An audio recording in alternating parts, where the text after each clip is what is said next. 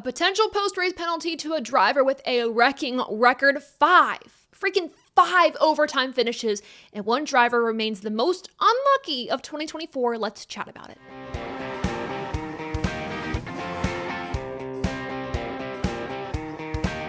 Hey everyone, it's Taylor Kitchen and welcome back to Above the Yellow Line, where we do motorsports media your way, talking about NASCAR literally all the time. And today we're talking about the Ally 400 at Nashville Superspeedway. It started off as a normal race, then we had a red flag for rain and lightning, then we got green again, and things just got wacky so fast. Again, 5 overtime finishes. Let's just break them down right now. So we had this great battle brewing between Chastain and Hamlin, two past foes, maybe still foes. I don't know where they stand right now, battling it out for the win. Obviously, Hamlin has multiple wins this season. Chastain is looking for his first in Trackhouse's kind of hometown. So this would have been a really big thing for him. Unfortunately, though, coming down to the last few laps, there is a caution and it stacks up the field. It sets up a pretty interesting battle for the win. So overtime number 1, we have them on the front row. Unfortunately, though, Kyle Larson on that first overtime restart is right behind Denny Hamlin. He is trying to bump him to move him up the track. Larson snags the apron. He gets moved up the track and causes a wreck, getting Chastain into the wall. Chastain does not finish this race, unfortunately. Also involved in that wreck, Kyle Busch. He wrecked from 4th place. Here's the really weird thing, though, about this wreck. He was able to restart the next overtime finish in that 4th position. Typically, the NASCAR rule is that if you're involved in a wreck or if you cannot keep pace, you go to the back of the pack. You're kind of blended back in. NASCAR didn't do that this time. I don't agree with it because that's not consistent with what we've had in the past. Regardless, though, this didn't work out for Busch anyways, and we will get to that. In overtime number 2, Trackhouse's second driver, Daniel Suarez, spins, and back in the pack, there is a multi-car incident. Everyone just kind of got bottled up. It was a chain reaction. There's another caution. Then overtime 3, and this is where Kyle Busch kind of got essentially.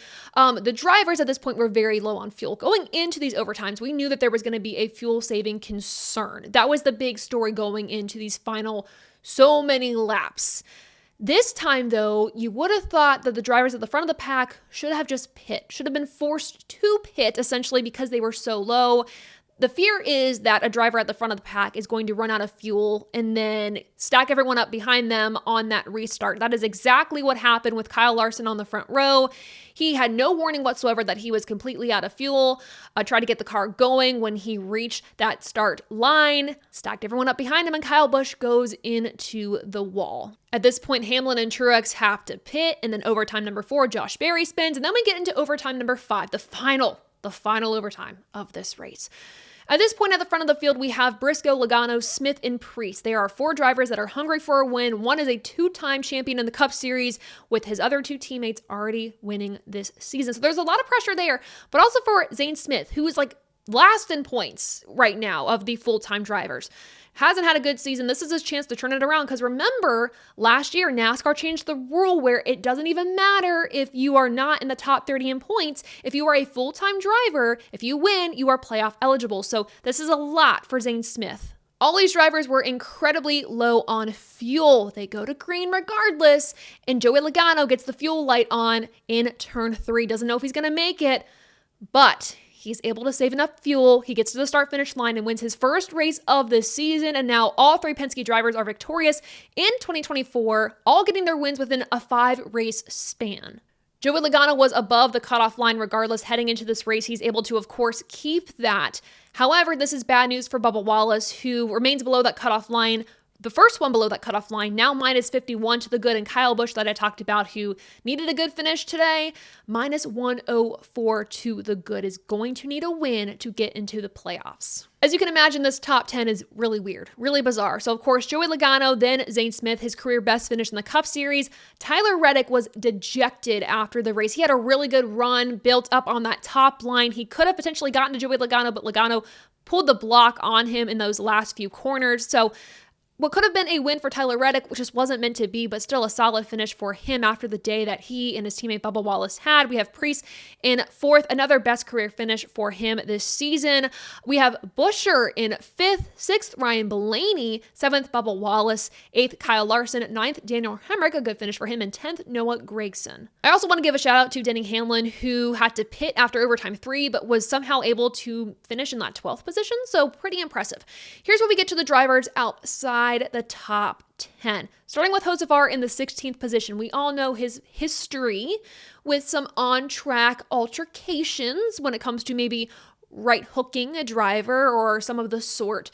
We saw something like that today between him and Harrison Burton. During a caution with around 57 to go for a totally unrelated incident, Hocevar seemingly, potentially, intentionally wrecked Harrison Burton. There penalty for Hocevar during the race, though Harrison Burton has some choice words on his radio. He said, quote, "He wrecked me because I blocked him down the back straightaway. He can go kiss my ass, F you." So probably one of my favorite radio conversations we had during the race. I don't know why I thought that was funny, but the frustration was warranted, though. They were battling back and forth for a few laps prior to that.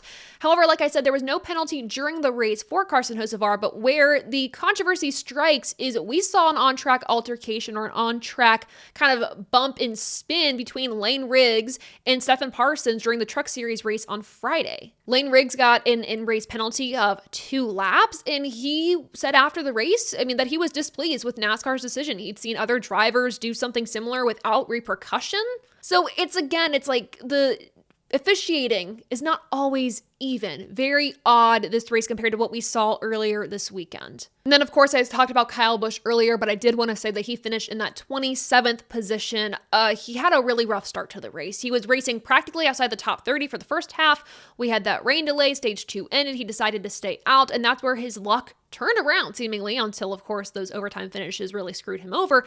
But he was poised to have a top 5 day, and he could have potentially gone for that race win. Denny Hamlin's car, though, was super strong. Of course, ran out of fuel and had to go to pit road to get fuel, but Kyle Busch could have had a top 5 day, which is desperately needed now, regardless if Joey Logano won. Anyways, he would still be out on the points, but it would have been a better situation for that 8 team if he wasn't wrecked out. As for my overall thoughts on this race, it was similar to what we'd seen in the past with Nashville with this Gen 7 car. There's a lot of side-by-side racing, difficulty passing.